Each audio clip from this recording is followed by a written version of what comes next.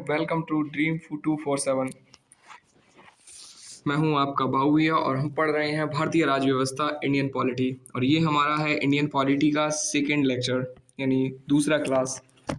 जैसा कि हमने कल पढ़ा हुआ था भारत का संवैधानिक विकास, उसमें हमने पढ़ा था संविधान। और उसके बाद हमने पढ़ा था जो आपके रेगुलेटिंग एक्ट वगैरह थे 1773 का, 1786 का है। उसके बाद और हम लोगों ने चार्टर एक्ट वगैरह पढ़े हुए थे। उसके बाद हम लोगों ने देखा था 1947 का भारतीय स्वतंत्रता अधिनियम वगैरह। अब उसके बाद हमने देखा था संविधान का निर्माण, है ना।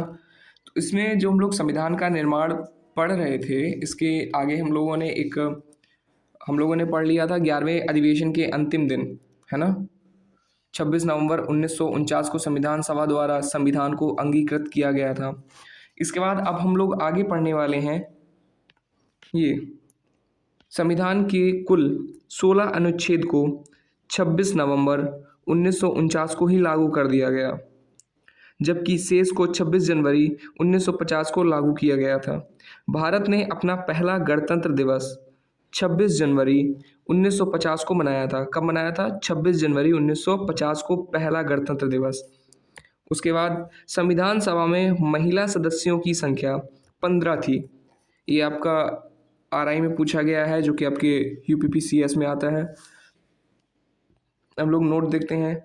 संविधान सभा में शामिल महिला सदस्यों में विजय लक्ष्मी पंडित, सुचेता कृपलानी, मालिनी चौधरी, सरोजनी नायडू, हंसा मेहता, राजकुमारी अमृत कौर, पूर्णिमा बनर्जी, रेणुका राय, कमला चौधरी, लीला राय, बेगम एजाज रसूल, अम्मू स्वामीनाथन जी। और उसके बाद है दुर्गाबाई, दक्षयानी बेलायुधन और एनी मैस्करेन थी। इतनी सारी जो महिलाएं थीं वो संविधान सभा की सदस्य थीं। आगे देखते हैं। 24 जनवरी 1950 को डॉक्टर राजेंद्र प्रसाद को भारत का प्रथम राष्ट्रपति चुना गया था। कब? 24 जनवरी 1950 को। संविधान सभा के सदस्यों ने 24 जनवरी 1950 को भारत के संविधान पर हस्ताक्षर किए थे। संविधान सभा द्वारा 22 जुलाई 1947 को राष्ट्रीय ध्वज तथा 26 जनवरी 1950 को राष्ट्रीय गीत और राष्ट्रगान को अपनाया गया था। मूल भारतीय संविधान प्रेम बिहारी नारायण रायजादा द्वारा हस्तलिखित था, जो मूल भारतीय संविधान जो था वो। उसके बाद संविधान सभा द्वारा मई 1949 में राष्ट्रमंडल में भारत की सदस्यता का सत्यापन किया गया। नेक्स्ट है हमारा संविधान सभा के महत्वपूर्ण तत्व क्या है। पहली बैठक जो थी वो हमारी थी 9 दिसंबर 1946 को। उसके बाद है अस्थायी जो अध्यक्ष थे वो डॉक्टर सच्चिदानंद सिन्हा जी। उसके बाद है स्थायी सदस्य थे डॉक्टर राजेंद्र प्रसाद, उपाध्यक्ष थे एच सी मुखर्जी और संवैधानिक सलाहकार थे सर BN राव। उसके बाद संविधान निर्माण में जो समय लगा था वो 2 वर्ष 11 माह 18 दिन, है ना। प्रारूप पर बहस जो हुई थी वो 114 दिन तक चली थी। कुल व्यय गया था आपका 63,96,729 रुपये। ये कुल पैसा खर्च हुआ था, है ना। उसके बाद कुल वाचन 3 वाचन, जैसे कि हमने पहले पढ़ा हुआ है। संविधान अपनाया गया हमारा 26 नवंबर 1949 को। संविधान हमारा लागू किया गया है 26 जनवरी 1950 को, है ना। उसके बाद है कैबिनेट मिशन योजना के आधार पर भारत के लिए अंतरिम सरकार का गठन किया गया था। 2 सितंबर 1946 को अंतरिम सरकार का गठन किया गया। इसमें मुस्लिम लीग के सदस्य शामिल नहीं हुए, हालांकि उनके शामिल होने का विकल्प खुला रखा गया था। मतलब कहा गया था कि आप लोग शामिल हो सकते हैं, लेकिन वो लोग शामिल नहीं हुए। अतः 26 अक्टूबर 1946 को जब सरकार का पुनर्गठन किया गया, तब मुस्लिम लीग के 5 प्रतिनिधियों या लियाकत अली, जोगेंद्रनाथ मंडल, आई चुंदरीगन और अब्दुल रब नस्तर और गजनफर अली खां, है ना, गजनफर अली खां को कैबिनेट में शामिल किया गया। उसके बाद जो अंतरिम मंत्रिमंडल जो 1946 का था, उसमें कुछ मंत्री और मंत्रालय उनको जो दिए गए थे, तो जो जवाहरलाल नेहरू थे उनको उपाध्यक्ष बनाया गया था और विदेश व राष्ट्रमंडल संबंधी मामले उनके हाथ में थे। उसके बाद सरदार वल्लभ भाई पटेल सूचना एवं प्रसाधन तथा गृह मंत्री रहे हैं, है ना, उनको ये मंत्रालय दिए गए। उसके बाद सी राजगोपालाचारी जो कि शिक्षा मंत्रालय उनके पास था, और लियाकत अली को वित्त मंत्रालय दिया गया। वैसे ही जोगेंद्रनाथ मंडल को विधि और आसफ अली को रेल मंत्रालय, डॉक्टर राजेंद्र प्रसाद को खाद्य एवं कृषि मंत्रालय, डॉक्टर CH भाभा को कार एवं खनन एवं शक्ति मंत्रालय, है ना, बलदेव सिंह को दिया गया रक्षा मंत्रालय, I चुंद्रीगन को दिया गया वाणिज्य मंत्रालय, अब्दुल रब नस्तर को दिया गया संचार, डाक एवं वायु मंत्रालय, गजनफर अली खां को दिया गया स्वास्थ्य मंत्रालय, और वहीं जगजीवन राय को दिया गया श्रम मंत्रालय। हम लोग ये देखते हैं रियासतों को सरदार पटेल के नेतृत्व में भारत संघ में शामिल किया गया। हैदराबाद रियासत को पुलिस कार्रवाई के द्वारा, जूनागढ़ रियासत को जनमत संग्रह के आधार पर तथा जम्मू और कश्मीर रियासत को विलय पत्र पर हस्ताक्षर द्वारा भारत में शामिल किया गया था। उसके बाद आगे हम लोग देखते हैं संविधान के स्रोत। हमारा पहला टॉपिक यहाँ खत्म होता है। अब हम इसके बाद पढ़ने वाले हैं दूसरा टॉपिक। पहला हमारा टॉपिक क्या था? भारत का संवैधानिक विकास। तो हमने यहाँ तक विकास देखा। अब हम देखेंगे संविधान के स्रोत क्या क्या हैं। भारतीय संविधान का अधिकांश भाग भारतीय शासन अधिनियम 1935 से लिया गया है। इसके अलावा कई अन्य देशों से भी संविधान निर्माण में सहायता ली गई है, जिनका विवरण इस प्रकार है। क्या है? जैसे ब्रिटेन से लिया गया है क्या? संसदीय शासन प्रणाली, एकल नागरिकता, द्विसदनीय प्रणाली एवं विधि का शासन आदि।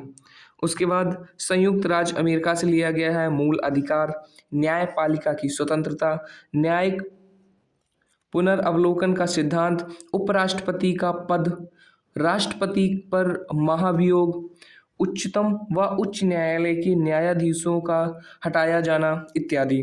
उसके बाद कनाडा से लिया गया है केंद्र द्वारा राज्यपाल की नियुक्ति, संघात्मक व्यवस्था, अवशिष्ट शक्तियों का केंद्र में निहित होना इत्यादि।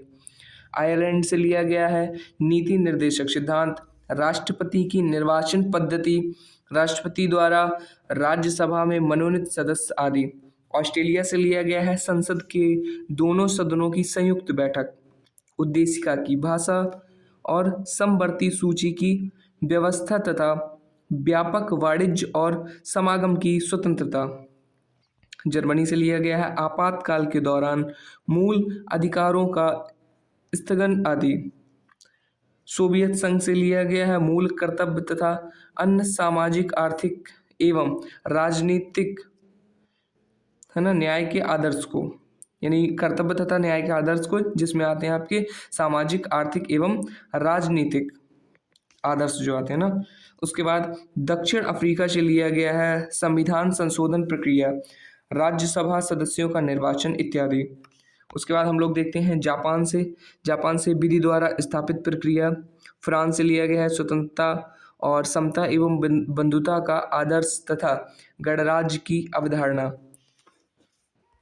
वहीं अब हम देखने वाले हैं संविधान के प्रमुख भाग, है ना। तो इसमें देखते हैं भारतीय संविधान को क्रमांक अनुसार 22 भागों में विभाजित किया गया, जबकि वर्तमान में गणना की दृष्टि से कुल 25 भाग हैं। अब हम आगे देखेंगे इसमें जो संविधान के भाग हैं और इससे जो संबंधित जो विषय हैं उसके बारे में। अब हम यहाँ देखेंगे कि ये है हमारा भाग पहला और उसका विषय है संघ और उसका राज्य क्षेत्र, जिसका अनुच्छेद 1 से 4 तक होने वाला है। उसके बाद है भाग 2 नागरिकता, जिसका अनुच्छेद 5 से 11 होने वाला है। भाग 3 है हमारा मूल अधिकार, ऐसे ही ये 12 से 35 है। राज्य के नीति निर्देशक तत्व हैं जो कि 36 से 51 अनुच्छेद के बीच में आने वाले हैं। फिर उसके बाद आता है भाग 4 का जो कि मूल कर्तव्य का है। और इसका जो अनुच्छेद है वो 51 का है। फिर है भाग 5 जिसका नाम है संघ, और इसमें है 52 से लेके 151 तक अनुच्छेद। फिर है अध्याय प्रथम जिसमें आता है कार्यपालिका, अध्याय द्वितीय है उसमें संसद आती है, अध्याय तीसरा है जिसमें राष्ट्रपति की विधायी अधिकार है, अध्याय 4 इसमें संघीय न्यायपालिका है, अध्याय 5 है भारत के नियंत्रक एवं महालेखा परीक्षक। उसके बाद है भाग 6 जिसमें राज्य है, और भाग 6 में जो है 6 अध्याय हैं। जैसे कि आपने देखा अभी भाग 5 में 5 अध्याय थे, है ना, ये 5 अध्याय थे। ऐसे ही भाग 6 में 6 अध्याय हैं आपके। कौन कौन से अध्याय हैं देखते हैं। पहला अध्याय है सामान्य, दूसरा हमारा कार्यपालिका है, तीसरा राज्य विधानमंडल है, चौथा है राज्यपाल के विधायी अधिकार, उसके बाद है राज्यों के उच्च न्यायालय, ये 5वां है अध्याय, और 6वां अध्याय है अधीनस्थ न्यायालय। उसके बाद हमारा आता है भाग 7 जो कि है प्रथम अनुसूची के भाग ख में राज्य निर्सित। उसके बाद आता है भाग 8 जो कि है संघ राज्य क्षेत्र, जिसका अनुच्छेद है 239 से 242 तक, है ना। भाग 5 आता है पंचायतें, जिसका अनुच्छेद है 243 से 243 तक। उसके बाद भाग 9 का अब 9 में जो है अलग अलग 2 भाग हैं, यानी पंचायतों की एक नगर पालिका और एक सहकारी समिति। उसके बाद आता है भाग 10 जो कि अनुसूचित और जनजाति क्षेत्र के लिए होता है। फिर आता है भाग 11 जो कि संघ और राज्यों के बीच संबंध, ये पूछा गया है आपका यूपीपीसीएस में, जैसे कि ये देख सकते हैं आप, है ना, ये क्वेश्चन पूछे गए हैं। अब 11 जो भाग 11 है उसके भी 2 अध्याय हैं। पहला है विधायी संबंध और दूसरा है प्रशासनिक संबंध, है ना, विधायी संबंध और प्रशासनिक। फिर आता है भाग 12 जो कि वित्तीय संपत्ति संविदाएं और बाद, जिसके 4 भाग होने वाले हैं। इसके भाग 12 के 4 अध्याय हैं। पहला कौन सा, पहला वित्त है, दूसरा उदार है, तीसरा है संपत्ति संविदाएं अधिकार और उसके बाद है देयताएं बाध्यताएं और बाद, है ना। और अध्याय जो 4 है वो है संपत्ति का अधिकार। उसके बाद हम देखेंगे भाग जो है 13 में है भारत के राज्य क्षेत्र के भीतर व्यापार वाणिज्यिक और समागम। और उसके बाद आता है तुम्हारा आपका भाग 14 जो है संघ और राज्यों के अधीन सेवाएं। अब इसमें जो भाग 14 है इसमें बेटा आपके 2 अध्याय आते हैं। कौन कौन से, पहला अध्याय सेवाएं और दूसरा लोक सेवा आयोग, है ना। फिर 14 का ही एक भाग आता है 14 का जो कि है आपका अधिकरण, और उसके बाद आता है भाग 15 जिसका अनुच्छेद होने वाला है 324 से 329 का, है ना। इसको भी नोटिस करके देखो, अभी ऐसे नॉर्मल हम लोग पढ़ रहे हैं, अभी इसकी डिटेल्स भी हम लोग पढ़ेंगे, है ना, इसीलिए भी आराम आराम से इसको जो है जल्दी जल्दी से थोड़ा पढ़ा दे रहे हैं। आगे देखते हैं भाग जो आपका 15 है वो है निर्वाचन, क्या है, निर्वाचन। और भाग 16 है कुछ वर्गों के संबंध में विशेष उपबंध। फिर आता है आपका भाग 17 जिसके 4 अध्याय होने वाले हैं। भाग 17 जो है वो राजभाषा के रूप में है, और जो इसके अध्याय हैं वो 4 हैं। पहला अध्याय हमारा संघ की भाषा, दूसरा है क्षेत्रीय भाषा, तीसरा है उच्चतम न्यायालय उच्च न्यायालयों आदि की भाषा, उसके बाद है हमारा विशेष निर्देश। वहीं जो भाग 18 है वो है आपात उपबंध, है ना। आगे हम लोग देखते हैं भाग 19 जिसका नाम होने वाला है प्रकीर्ण, है ना। फिर भाग 20 आता है संविधान का संशोधन जो कि 368 अनुच्छेद से है। उसके बाद भाग 21 जो है वह है अस्थायी संक्रमणकालीन और विशेष उपबंध। उसके बाद भाग 22 है वो संक्षिप्त नाम प्रारंभ, हिंदी में प्राधिकृत पाठ और निरसन, जो कि 393 अनुच्छेद से 395 अनुच्छेद तक होने वाला है। अब हम देखते हैं संविधान में जो अनुच्छेद हैं। जैसे कि अभी हमने देखा था कि भारतीय संविधान में भाग, विषय और अनुच्छेद थे। अब हम देखने वाले हैं कि जो भारतीय संविधान में अनुच्छेद हैं तो वो क्या उनका काम है या जो अनुच्छेद आ रहे हैं उनके अंदर क्या होने वाला है। तो एक सरसरी निगाहों से हम लोग ये देखने वाले हैं, फिर डिटेल्स में बाद में पढ़ेंगे।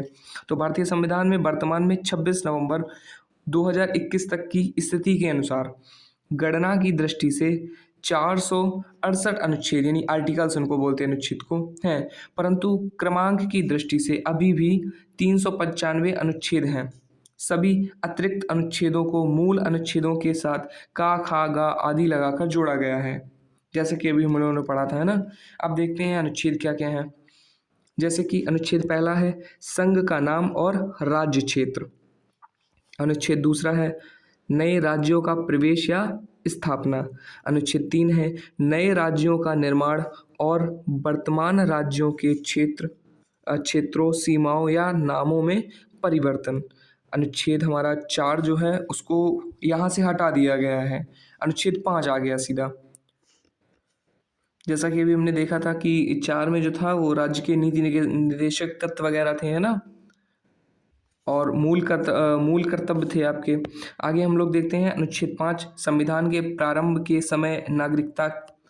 इसमें नागरिकता वगैरह के बारे में दिया गया कि किसको किसको नागरिकता मिल सकती है। उसके बाद अनुच्छेद 14 विधि के समक्ष समानता का अधिकार। अनुच्छेद 15 है धर्म, मूल वंश, जाति, लिंग या जन्म स्थान के आधार पर विभेद का प्रतिषेध, है ना। उसके बाद अनुच्छेद 16 है लोक नियोजन के विषयों में अवसर की समता। अनुच्छेद 17 है अस्पृश्यता का अंत। उसके बाद अनुच्छेद 18 है उपाधियों का अंत। अनुच्छेद 19 है वाक्य स्वतंत्र आदि विषय कुछ अधिकारों का संरक्षण। उसके बाद अनुच्छेद 20 है आपका अपराधों के लिए दोष सिद्धि के संबंध में संरक्षण। अनुच्छेद 21 है प्राण और दैहिक स्वतंत्रता का संरक्षण। इसमें बेटा प्राण एवं दैहिक स्वतंत्र वो था जिसमें सती प्रथा वगैरह जो था उसके लिए ही अनुच्छेद है ये। अनुच्छेद 21 का है 6 से 14 वर्ष की आयु के सभी बच्चों को निःशुल्क और अनिवार्य शिक्षा का अधिकार। और अनुच्छेद 22 में है कुछ दशाओं में गिरफ्तारी और निरोध से संरक्षण। उसके बाद हम देखते हैं अनुच्छेद 23 का मानव दुर्व्यवहार एवं बलात्श्रम का प्रतिषेध। उसके बाद अनुच्छेद 24 है कारखानों आदि में बालकों के नियोजन का प्रतिषेध। उसके बाद अनुच्छेद 25 में है अंतःकरण की और धर्म के अबाध रूप से मानने, आचरण और प्रचार करने की स्वतंत्रता। अनुच्छेद 26 में है धार्मिक कार्यों की संबंध की स्वतंत्रता। उसके बाद अनुच्छेद 29 है आपका अल्पसंख्यक वर्गों के हितों का संरक्षण। उसके बाद हम देखेंगे अनुच्छेद 23 में है संवैधानिक उपचारों का अधिकार। उसके बाद है हमारा अनुच्छेद 39 का है राज्य द्वारा अनुसरणीय कुछ नीति संबंध।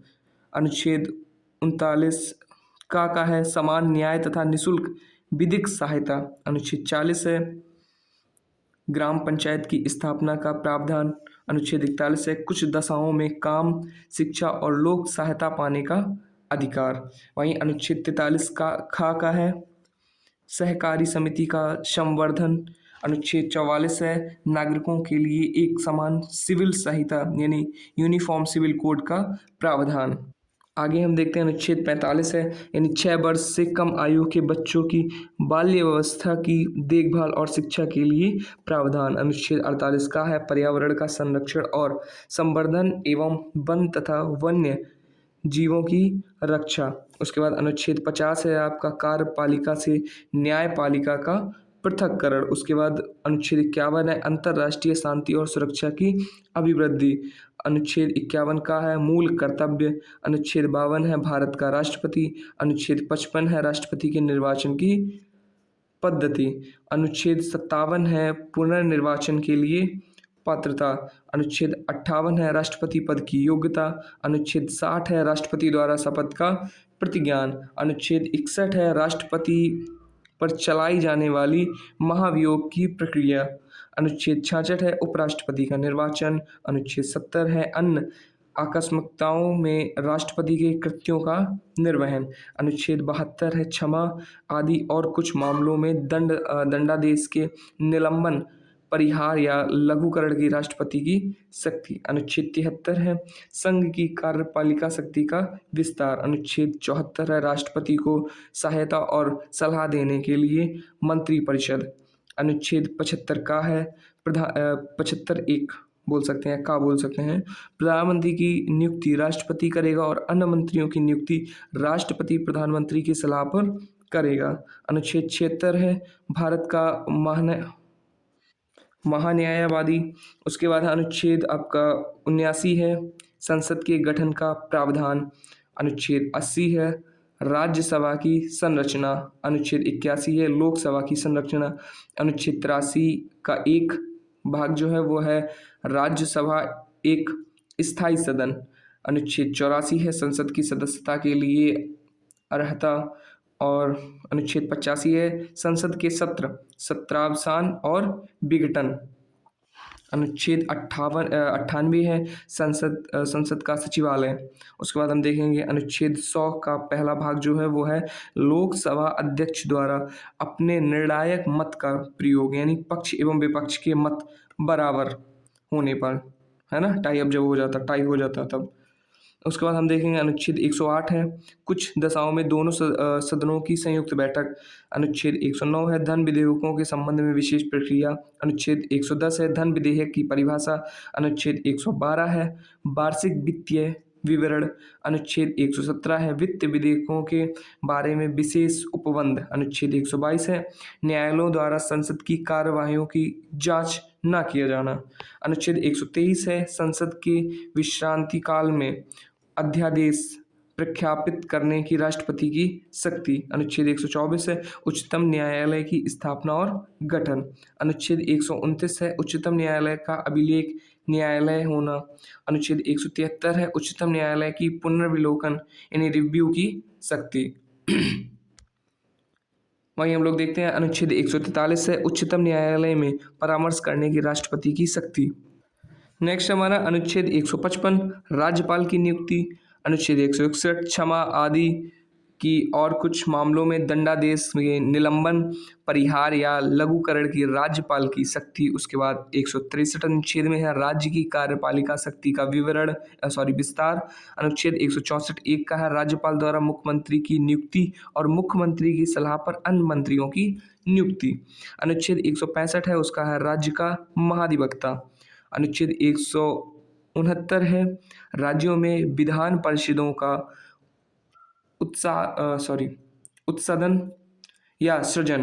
अनुच्छेद 174 है राज्यपाल द्वारा राज्य विधानमंडल के समय समय पर सत्र बुलाने, उसका सत्रावसान करने तथा विधानसभा को विघटित करने का अधिकार। अनुच्छेद 200 है राज्यपाल द्वारा विधेयकों पर अनुमति देना या अनुमति रोक लेना या राष्ट्रपति के विचार के लिए आरक्षित कर लेना। उसके बाद अनुच्छेद 201 है राष्ट्रपति के विचार के लिए आरक्षित विधेयक। अनुच्छेद 213 है विधानमंडल के विश्रांति काल में राज्यपाल की अध्यादेश जारी करने की शक्ति। अनुच्छेद 214 है राज्यों के लिए उच्च न्यायालय। अनुच्छेद 215 है उच्च न्यायालयों का अभिलेख न्यायालय होना। उसके बाद अनुच्छेद 216 है उच्च न्यायालयों का गठन। अनुच्छेद 217 है उच्च न्यायालय के न्यायाधीश की नियुक्ति और उसके पद की शर्तें। उसके बाद अनुच्छेद 219 है उच्च न्यायालय के न्यायाधीशों द्वारा शपथ या प्रतिज्ञान। अनुच्छेद 226 है उच्च न्यायालय की कुछ रीटें यानी निकालने की शक्ति। उसके बाद अनुच्छेद 231 है दो या अधिक राज्यों के लिए एक ही उच्च न्यायालय की स्थापना। उसके बाद अनुच्छेद 233 है जिला न्यायाधीशों की नियुक्ति। उसके बाद अनुच्छेद 239 है संघ राज्य क्षेत्रों का प्रशासन। अनुच्छेद 239 का है दिल्ली के संबंध में विशेष उपबंध। अनुच्छेद 241 है संघ राज्य क्षेत्रों के लिए उच्च न्यायालय। 43 का है अनुच्छेद जो कि है आपका ग्राम सभा। उसके बाद अनुच्छेद 243 खा है जो है पंचायतों का गठन। अनुच्छेद 243 का गा है पंचायतों की संरचना। अनुच्छेद 243 घ है पंचायतों में स्थानों का आरक्षण। अनुच्छेद 243 झ है जो कि है पंचायतों के वित्तीय मामलों पर सिफारिश करने के लिए राज्यों द्वारा वित्त आयोग गठित करने का प्रावधान। उसके बाद है अनुच्छेद 243 का टा जो कि पंचायतों के लिए है निर्वाचन। अनुच्छेद 243 था है जो नगर पालिका का गठन। अनुच्छेद 243 या का जो कि है नगर पालिकाओं के लिए निर्वाचन। अनुच्छेद 243 या घ है वह है जिला योजना के लिए समिति। वहीं अनुच्छेद 243 या झ सहकारी समिति का निगमन। आगे हम देखते हैं अनुच्छेद 247 कुछ अतिरिक्त न्यायालयों की स्थापना का उपबंध करने की संसद की शक्ति। अनुच्छेद 249 का है राज्य सूची के विषय के संबंध में राष्ट्रीय हित में विधि बनाने की संसद की शक्ति। अब हम जो इम्पोर्टेंट हैं वो देखते हैं। अनुच्छेद 323 में लोक सेवा आयोग के प्रतिवेदन, ये आपका CGL जुलाई 2023 का रहा है, आया है ये।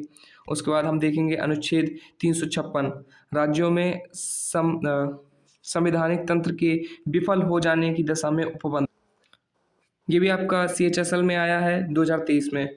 बाकी का हम लोग देखेंगे नेक्स्ट वीडियो में। तब तक के लिए वीडियो को लाइक कर दीजिए, चैनल को सब्सक्राइब कर दीजिए और बताइए कि हम कैसा पढ़ा रहे हैं। बाकी अगर आपको कोई डाउट हो तो ज़रूर बताएं। देखो बेटा, आप लोगों के लिए ही इतनी मेहनत की जा रही है। टीचर्स लोग हमेशा यही सोचते हैं कि बच्चा पढ़ के पास हो जाए अच्छे से, उसको बहुत ज़्यादा दिक्कत ना हो, क्योंकि बाकी जो आपके देखेंगे यूट्यूब पर जो चैनल हैं वो लोग पेड कोर्स चलाते हैं, है ना। इसीलिए हम लोगों ने ये सोचा कि हम लोग बच्चों के लिए एक ऐसा प्लेटफॉर्म तैयार करेंगे जहाँ उनसे कोई भी पैसा नहीं लिया जाएगा और उनको फ्री में पढ़ाया जाएगा। उनको जो भी पढ़ना होगा उनको सब कुछ फ्री में पढ़ाया जाएगा।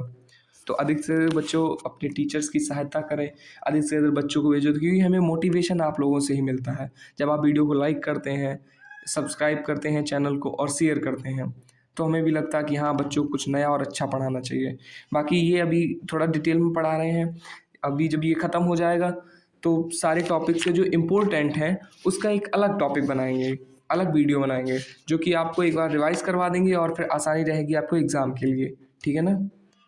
तब तक के लिए जय हिंद, मिलते हैं नेक्स्ट वीडियो में।